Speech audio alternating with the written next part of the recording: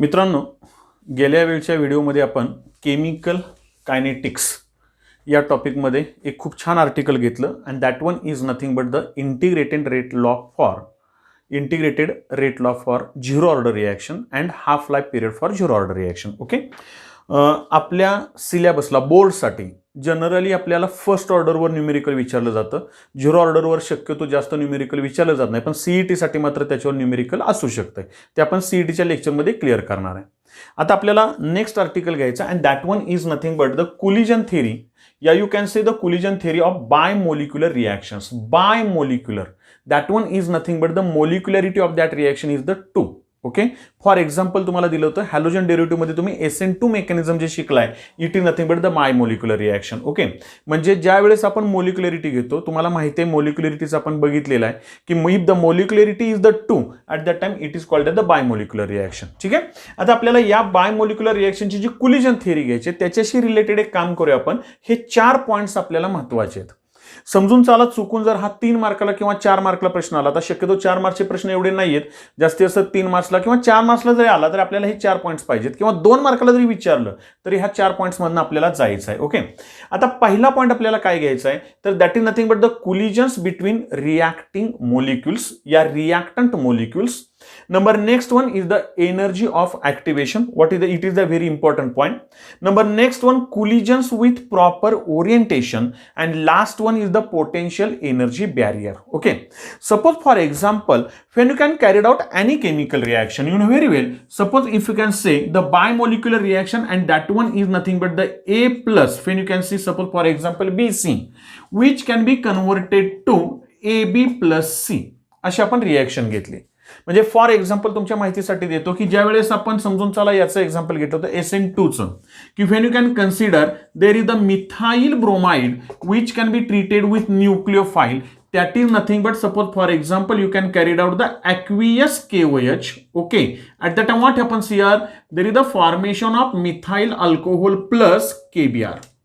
This one, the molecularity of reaction is the 2, because you know very well in this elementary reaction there are the 2 moles of that reacting substances can be involved, and you know very molecularity is nothing but the number of the moles of that reactants involved in elementary reaction. Okay, या in simple reaction. मग तसंच आपण आता इथं घेतलं, समजा A plus BC घेतलं, आपल्याला मिळाला AB plus C मिळाला, म्हणजे इथं याचा एक मोल आहे याचा एक मोल आहे, म्हणून याला आपण काय म्हटलं, बायमोलिक्युलर reaction. When you can carry out any chemical reaction, either that chemicals which can be used in that chemical reaction in solid state or liquid state or gaseous state. If the all reactant and products are in gaseous state, you know very well, that one is called as the gaseous chemical reaction. Okay, मग आता याच्यामध्ये एक आपल्याला माहिती आहे की suppose for example आपण 2 solid मध्ये रिॲक्शन केली. लक्षात घ्या, म्हणजे साधं एक्झाम्पल घ्या ना तुम्ही, मीठ आणि साखर एकत्र घ्या, नुसतं एकमेकाच्या जवळ ठेवा, असं काय होईल रे, ते जवळ येतील एकमेकाच्या, पण त्यांच्यामध्ये तेवढी रिॲक्शन जोरात होणार नाही. कारण का, तर सॉलिडची एक वेगळी कॅरेक्टरिस्टिक आहे ना, बरोबर आहे माझं. आता याच्यामध्ये जर का तुम्ही सॉलिडमध्ये घेतलं तर त्यांच्या रिॲक्शनचा रेट काय असणार आहे, स्लो असणार आहे. त्या मानानं तुम्ही लिक्विड घेतले 2 एकत्र, समजून चला मिल्क घेतलं वॉटर घेतलं, मग दोघांचं पटकन मिसिबल विथ इच अदर आहे. तुम्ही म्हणाल की त्याची रिॲक्शन कुठं झाली, आपण केमिकल रिॲक्शनची एक्झाम्पल नंतर घेणार आहे. पण 2 लिक्विड जर घेतले तर 2 लिक्विड केमिकल्सची रिॲक्शन त्या मानानं फास्ट असणार आहे, कोणापेक्षा, सॉलिडपेक्षा. And when you can consider the chemical reaction which can be carried out between 2 chemicals which are in gaseous phase, that is nothing but the rate of reaction is much more greater in gaseous reactions. म्हणजे जर ही gaseous phase असेल तर त्यांची reaction काय असणार आहे, fast असणार आहे. ओके, मग आता आपल्याला काय करायचं आहे की समजून चला एखादी गॅसियस रिॲक्शन घ्या किंवा कोणती केमिकल रिॲक्शन घ्या, how the products can be form. What is the rate of reaction? Very well, the rate of reaction nothing but the speed of reaction. Actually it is nothing but the change in concentration of reactant divided by time taken by that reaction. हे आपल्याला झालेलं आहे. आता आपल्याला काय करायचं की ह्या रिॲक्शनचा जो रेट आहे का नाही तो नेमका कसा असेल, मग त्याची जी थेरी आहे त्या थेरीला म्हणायचं कोलिजन थेरी. कोलिजन्स म्हणजे तुम्हाला फिजिक्समध्ये पण झालेलं आहे, एकमेकाशी टक्कर होणे मोलिक्युलची.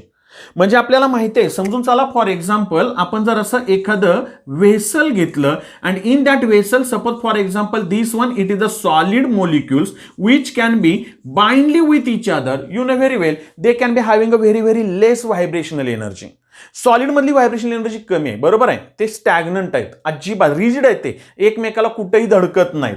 पण त्याच्याऐवजी जर का समजून चला आपण लिक्विड स्टेट घेतली, तर in this liquid state what happens here, the molecules are slightly away from each other but they are in contact with each other. एकमेकापासून लांब नाहीत जात, एकमेकाच्या कॉन्टॅक्टमध्ये आहेत, बरोबर आहे. आणि त्या मानानं त्यांच्यामध्ये व्हायब्रेशनल एनर्जी थोडीशी जास्त आहे. आणि जर का गॅसियस फेज घेतली तर you know very well the each and every molecule can be having his free existence. म्हणजे यांची व्हायब्रेशनल एनर्जी जास्त आहे. म्हणजे गॅसेसमध्ये काय होतं तर एनर्जी जास्त आहे, ते प्रत्येक मोलिक्युलचं फ्री एक्झिस्टन्स आहे, त्यामुळे एकमेकाशी त्यांची टक्कर जोरात होते. They can be collide with each other, बरोबर आहे माझं. And when you can consider the collisions can be carried out, so on that the basis theory can be explained. That theory is called as the collision theory for bimolecular reactions. Okay, आपल्या सिलेबसला फक्त बायमोलिक्युलर आहे म्हणून मी तेवढं बोलतोय. आता आपल्याला काय करायचं आहे, how the rate of reaction या you can say how the speed of reactions can be carried out on the basis of this 4 points. आपल्याला ही रिएक्शन नेमकी किती फास्ट होते हे बघायचं आहे. आता सगळ्यात पहिली महत्वाची गोष्ट, what is that one? The collision theory can be explained on the basis of factor number first one, collisions between reactant molecules. याचा अर्थ काय, तर समजून चला ए हा रिएक्टंट आहे, बी सी हा रिएक्टंट आहे. बघा मी काय म्हणतोय, समजून चला फॉर एक्झाम्पल हा ए हा रिएक्टंट आहे, बी सी हा रिएक्टंट आहे. दोघं एकमेकाच्या जवळ आले आणि उगाच आपले शांतच बसले, काहीच नाही, गप्प बसलेत एकदम. रिएक्शन होईल का, नाही. त्यांची रिएक्शन कधी होईल, ते ज्यावेळेस एकमेकाशी काय करतील, collisions करतील. If they can be collide with each other, then and then only the collisions can be carried out and the reactions can be carried out in reactant molecules. लक्षात घ्या बाळांनो.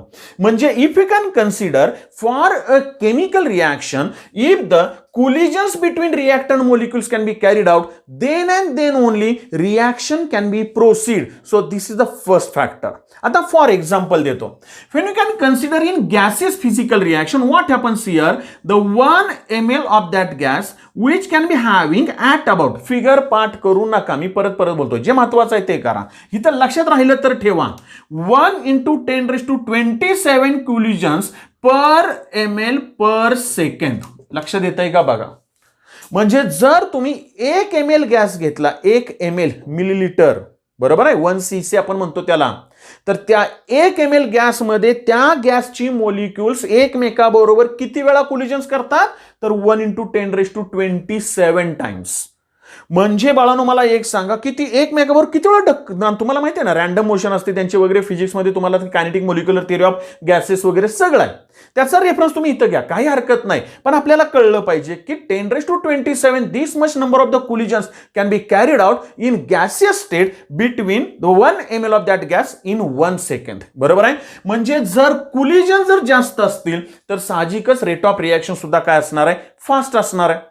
पण आता गमतीचा भाग बघा, जर का मी असं गृहीत धरलं की पर ml per second this much amount of the collisions are present, what I say, and all these collisions are responsible for the rate of reaction, what I say, this is the very important statement.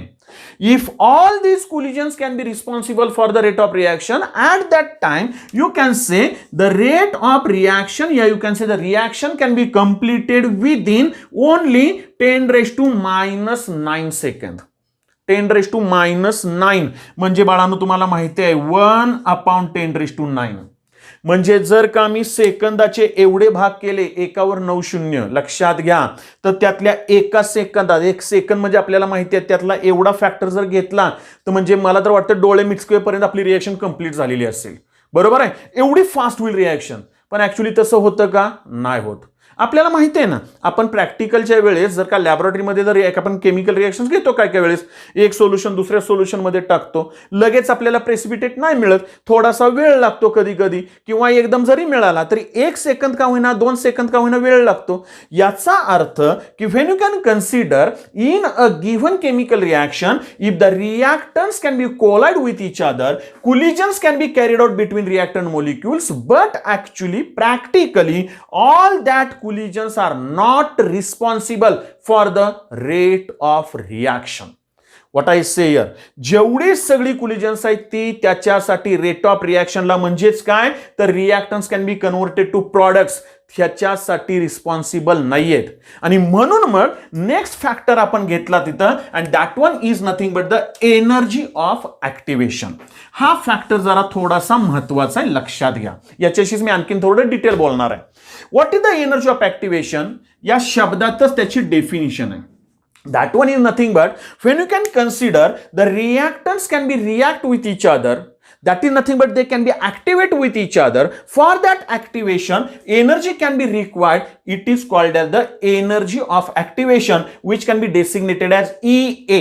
हा महत्वाचा factor आहे, परत येणार आहे. Energy of activation, या that energy is called as the activation energy. Okay, आता आपल्याला energy of activation म्हणजे नेमकं काय हे बघायचं आहे. आता सी फर्स्ट वन समजून चला. फॉर एक्झाम्पल मी हे 2 रिॲक्टंट घेतले बाळांनो, लक्षात घ्या, आणि त्याच्यापासून मला प्रॉडक्ट मिळत आहेत. बघा मी काय म्हणतोय, पण तुम्हाला माहिती आहे ना, काही रिॲक्शन्स ह्या तशा म्हटलं ना तर एंडोथर्मिक आहेत, काही रिॲक्शन्स एक्झोथर्मिक आहेत. आपल्याला माहिती आहे heat is liberated exothermic reaction, heat is absorbed endothermic reaction. पण मी असं म्हटलं की this one is the one reactant, this is the another reactant, that reactant molecules can be collide with each other. लक्षात येते का? बघा ते एकमेकांमध्ये कोलिजन्स करतायत. पण याच्यासाठी लागणारी जी एनर्जी आहे, मी काय म्हटलं बघा, त्याच्यासाठी म्हणजे when the products can be converted to the reactants at that time, the amount of energy which can be required, that energy is called as the energy of activation. What I say, म्हणजे थोडक्यात एक गोष्ट लक्षात घ्या. Suppose for example जरा एक छोटीशी diagram काढतो इथं, म्हणजे तुमच्या लक्षात येतंय का बघा. You can consider on x axis you can take here the progress of reaction, yeah, you can say reaction coordinate, and on y axis you can take potential energy of that reactant and product molecules. What I say here, आता समजून चला मी A आणि BC हे 2 reactant घेतले, त्यांची सुरुवातीची energy बघा इथं आहे, एवढी त्यांची पोटेन्शियल एनर्जी, अगदी ॲट 0 आपण असं म्हणू टाइम. बरोबर. What happens here when these 2 reactants which can be combines with each other at that time, A can be mixed up with B and C. So that is the bond which can be present between this molecule can be undergo the breaking condition, and the new bond can be formed between the A and B, and C can be detached from B. बरोबर आहे. हा bond break होईल आणि A आणि B मध्ये नवीन bond तयार होईल. म्हणजे केमिकल रिॲक्शन्स, आणि आपल्याला माहिती आहे ना बाळांनो, ऑर्गॅनिक केमिस्ट्रीमध्ये तुम्ही सगळ्या रिॲक्शन शिकतो आपण. In that reaction bond breaking and bond formation process can be carried out. बरोबर आहे. मग आता आपण असं करूया, समजून चला बाबांनो. पहिला हा BC हा रिॲक्टंट आहे, ए हा रिॲक्टंट आहे. 2 रिॲक्टंट ज्यावेळेस तुम्ही एकत्र कराल त्यावेळेस काय होईल, तर या रिॲक्टंटची एनर्जी आणि दुसऱ्या रिॲक्टंटची एनर्जी, 2 मोलिक्युलची एनर्जी एकत्र येणार आहे. बरोबर. आता जर दोघांची एनर्जी एकत्र आली तर साहजिकच एनर्जी काय होईल, वाढेल. म्हणजे आपण असं लिहूया, आता जरा बघा लक्षात येतंय का, की आपण हळूहळू करत गेलो तर अशी पोटेन्शियल एनर्जी काय होत जाईल, इन्क्रीज होत जाईल. किती इन्क्रीज होईल, होऊन किती इन्क्रीज होईल, तर एका पॉइंट पर्यंत इन्क्रीज होईल ना, इथपर्यंत. बरोबर आहे. म्हणजे when you can consider these are the reactant molecules A plus BC, okay, which can be mixed up with each other, there is the increase in energy and that highest amount of energy, and that state is called as transition state. जरा लक्षात घ्या, म्हणजे ही जी state आहे का नाही, transition state is a state in which that can be acquire the high energy. सगळ्यात जास्त energy transition स्टेटला असते. बघा लक्षात घ्या. आणि मग इथं तुम्हाला काय मिळणार आहे, तर इथं रिॲक्टंट आणि प्रॉडक्ट ह्यांचं, रिॲक्टंट मोलिक्युल्स मधलं बॉन्ड ब्रेकिंग आणि प्रॉडक्ट मधलं बॉन्ड फॉर्मेशन दोन्ही एकत्र असणार आहेत. आणि नंतर ज्यावेळेस बॉन्ड तयार होईल का नाही प्रॉडक्ट मधला, त्यावेळेस बाळांनो हळूहळू काय होईल, एनर्जी कमी होईल आणि इथं आपल्याला काय मिळतील, प्रॉडक्ट्स मिळतील. म्हणजे प्रॉडक्ट ज्यावेळेस तयार होईल त्यावेळेस एनर्जी आपली कमी होईल. बरोबर आहे. आता जरा थोडं लक्ष द्या, मी काय करतो बघा, इथून अशी एक लाईन टाकली, हा कोऑर्डिनेट. आता मी म्हटलं रिॲक्टंट पासून ट्रान्झिशन स्टेट पर्यंत, बघा मी काय म्हणतोय, रिॲक्टंट पासून ट्रान्झिशन स्टेट पर्यंत जी काय एनर्जी लागली, बरोबर आहे, there is the increase in energy, that is called as activation energy. What I say, What is the activation energy? It is the amount of energy which can be required to convert reactant to product. इथून इथपर्यंत त्यांना maximum amount of energy लागली, बरोबर आहे बाळांनो. आणि नंतर मग प्रॉडक्ट तयार झाल्यानंतर इथं जर आपण घेतलं समजून चला ही प्रॉडक्टची एनर्जी आहे, बरोबर. तर प्रॉडक्टची एनर्जी मायनस रिएक्टंटची एनर्जी केलं तर थर्मोडायनामिक्स मध्ये आपण शिकलोय and that one is called as the change in enthalpy. That is the delta H. It is also called as the heat of reaction. लक्षात घ्या. म्हणजे इथं ही जी डायग्राम आपण काढली याच्यामध्ये रिएक्टंट पासून ट्रान्झिशन स्टेट पर्यंत जाण्यासाठी जी एनर्जी लागली त्या एनर्जीला काय म्हणायचं? Energy of activation. आता गमतीचा भाग एक आहे बघा. आता मी काय करतो इथंच बाजूला एक डायग्राम काढूया आपण आणखीन एक. समजून चला फॉर एक्झाम्पल. आता जरा समजून चला इथं आपण रिएक्शन कोऑर्डिनेट घेतलंय किंवा you can say that is the progress of reaction. Okay, this one is the progress of reaction and this one is the potential energy. Suppose this one is the reactant which can be having the energy of activation up to this one. This is the transition state and after that you can got the products at this state. You can say here this one it is the energy of activation. बघा मी काय म्हटलं बाळांनो, हा त्याचा energy of activation झाला. आता मी जर असं केलं समजून चला फॉर एक्झाम्पल इथंच रिएक्टंट्स आहेत. आता मी रेड कलर वापरतोय. त्याच्यानंतर हळूहळू काय होत गेलं, थोडंसं असं वाढत गेलं. इथं मला ट्रान्झिशन स्टेट मिळाली आणि त्याच्यानंतर मला काय मिळाले तर प्रॉडक्ट्स मिळाले. इथं ट्रान्झिशन स्टेट मिळाली. म्हणजे मला इथं रेड कलर मध्ये ह्या सेकंडची असणार आहे एनर्जी ऑफ ऍक्टिव्हेशन, बरोबर आहे. आणि ब्लॅक कलर मधली ही पहिल्याची एनर्जी ऑफ ऍक्टिव्हेशन असणार आहे. साधा विचार करा ना बाळांनो, एनर्जी ऑफ ऍक्टिव्हेशन जास्त असताना रिएक्शन फास्ट होईल का कमी असताना फास्ट होईल रे? क्लिअर कट आहे. जर आपण पटकन घेतली ट्रान्झिशन स्टेट आणि लगेच प्रॉडक्ट मिळालं तर ज्याची एनर्जी ऑफ ऍक्टिव्हेशन कमी, लक्षात येतंय का बघा, ज्याची एनर्जी ऑफ ऍक्टिव्हेशन कमी त्याची रिएक्शन कशी असणार आहे? फास्ट. म्हणजे reactants can be immediately converted to the products. कधी? If the energy of activation is the less one. लक्षात घ्या. आणि मग आता जरा थोडंसं मी ऍक्च्युली आपल्या पुस्तकामध्ये पुढचा पॉइंट आहे तो मी इथंच क्लिअर करतो. लक्षात येतंय का बघा. You know very well in 11th standard up to the 10th standard also you can studied the definition of catalyst. बरोबर आहे. What is the catalyst? तुम्ही डेफिनेशन त्याची शिकलेलं आहे बाळांनो. Catalyst is a substance which increases the rate of reaction but does not take part in chemical reaction. बघा मी काय म्हणतोय. What is the catalyst?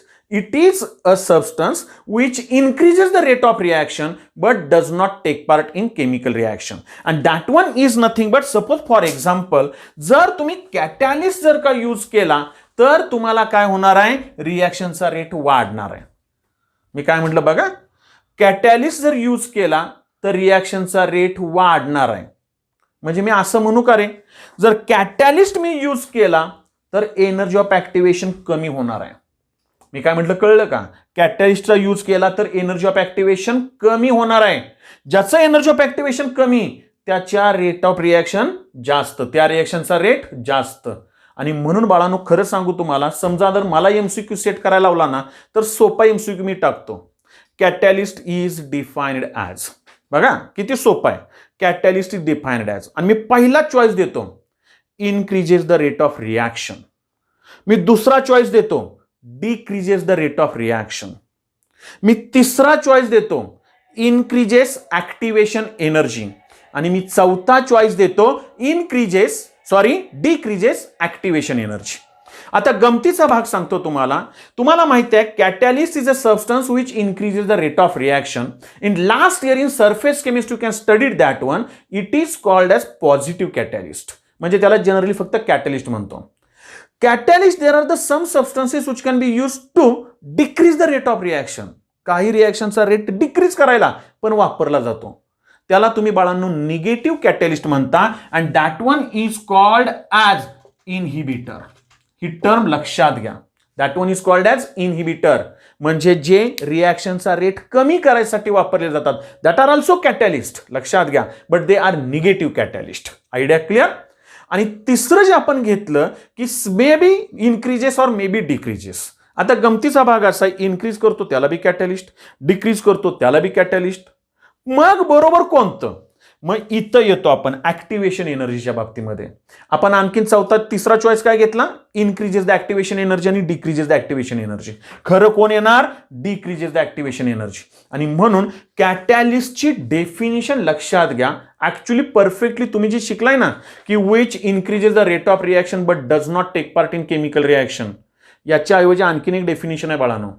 Reaction मध्ये कॅटॅलिस्ट पार्टिसिपेट करतच नाही असं नाही, काही वेळा तो पार्टिसिपेट करतो, पण रिॲक्शनच्या शेवटी पुन्हा आहे तसा तयार होतो. म्हणजे कॅटॅलिस्टची आणखीन एक डेफिनिशन आहे की catalyst is a substance which increase or decrease the rate of reaction. पहिला point, which increase or decrease the rate of reaction. Second point, which may be or may not be take part in chemical reaction. Which may be or may not be take part in chemical reaction. Second point. आणि तिसरा point, if it's take part in chemical reaction, it reforms again at the end of chemical reaction with its original physical and chemical properties. अशी त्याची खरी definition आहे. पण खरं सांगू तुम्हाला, एमसीक्यूला जर विचारलं ना तर कॅटॅलिस्टची डेफिनिशन खरं सांगतो एकाच सेंटेन्स लक्षात ठेवा बाळांनो. Catalyst is a substance which can be decreases energy of activation. जो एनर्जी ऑफ ऍक्टिव्हेशन कमी करतो ना त्याला म्हणायचं कॅटॅलिस्ट. म्हणजे साधं एक्झाम्पल देतो तुम्हाला. Suppose for example when can carried out the reaction of, आपल्या पुस्तकात दिलेलंच एक्झाम्पल घेतो, the decomposition of potassium chlorate KClO3. जरा ही रिॲक्शन लक्षात ठेवा बरं का, परत आणखीन कधीतरी येणार आहे. When you can carry out the decomposition of this one, what happens here? There is the formation of KCl plus oxygen. आणि मी काय म्हणतो बघा, it is the preparation method for oxygen also. पुढच्या नेक्स्ट टॉपिक मध्ये group number 16, 17 elements मध्ये जर का तुम्हाला हे करायचं आहे बॅलन्स, तर इथं 3 आहेत म्हणून इथं थ्राईस O2, 6 झाले म्हणून इथं ट्वाईस KCl आणि म्हणून इथं ट्वाईस KClO3 आणि इकडं ट्वाईस KCl. ही रिॲक्शन जर तुम्ही आहे अशी कॅरीड आउट केली तर ऑक्सिजन मिळतो, पण रिॲक्शनचा रेट कमी असतो. But when you can carried out this reaction in presence of MnO2, manganese dioxide, तर याच्या प्रेझेन्सीमध्ये मात्र ही रिॲक्शन फास्ट आहे. का फास्ट झाली? तर because of this catalyst. MnO2 is called as the catalyst. So that one is nothing but in presence of catalyst the energy of activation can be decreases, automatically rate of reaction can be increases. That one is called as the energy of activation. Second point कळाला बाळांनो. तुम्हाला फक्त इथं काय लिहायचं? Collisions between reactant molecule. जर हा प्रश्न विचारला तर एवढंच म्हणा की if you can consider reactant can be converted to the products only when the reactants can be collide with each other, the collisions can be carried out between reactant molecules. At that time products can be formed easily. Second point, energy of activation. What is that one? It is the maximum amount of energy which can be required for conversion of reactant to the product. But in presence of catalyst, energy of activation can be decreases, automatically rate of reaction increases. Okay? आता number third part, and it is nothing but the collisions with proper orientation. महत्वाचा part आहे, लक्षात घ्या. Collisions with proper orientation. What is the meaning of this one? That is nothing but when you can carry out a chemical reaction, what I say, at that time, the reactant molecule which can be collide with each other, they can be having the proper orientation, then and then only the products can be formed. एक साधं example तुम्हाला देतो. म्हणजे आता मला काय म्हणायचं आहे बघा, मी रिॲक्शन केली A प्लस BC अशी रिॲक्शन केली, मला काय मिळणार आहे? AB प्लस C मिळणार आहे. आता हीच रिॲक्शन मी लिहिताना जरा अशी लिहितो. आता व्यवस्थित बघा, A प्लस CB मी अशी लिहिली. जरा थोडंसं बघा, लक्षात येतंय का? तुम्ही म्हणाल की सर BC लिहिलं काय आणि CB लिहिलं काय? दोन्ही सेमच आहे. पण मी काय केलं माहित आहे? A च्या समोर C ला आणला. आता मला सांगा, समजून चला. म्हणजे समजा फॉर एक्झाम्पल हा A आहे, ओके, आपण हा इथं A लिहिला आणि इथं समजून चला हा छोटा आहे तो C आहे आणि त्याच्यापेक्षा मोठा आहे तो B आहे. आता मला A आणि B मध्ये बॉन्ड तयार करायचं, मध्ये कोण आला? C आला ना इथं, बरोबर. मग A च्या समोर जर C आला तर मला AB प्लस C इझिली मिळेल का रे? मला सांगा बरं. नाही मिळणार. म्हणजे मला AB जर पाहिजे तर A च्या समोर कोण पाहिजे? B पाहिजे ना. म्हणजे मी इथं असं लिहिलं, समजा हा A आहे प्लस आपण असं केलं, इथं हा मोठा आहे B, ओके, आणि हा छोटा C आहे, हा A आहे आता दोघांच्या मध्ये काय होईल रे, स्ट्रायकिंग होईल का नाही, हा इकडून निघून जाईल, हिथं ए बी तयार होईल का नाही बाळांनो, लक्षात येत आहे का बघा. म्हणजे when can carried out the collisions with proper orientation. एक साधं एक्झाम्पल देतो म्हणजे तुमच्या लक्षात येईल बघा, व्यवहारातलं एक्झाम्पल घ्या.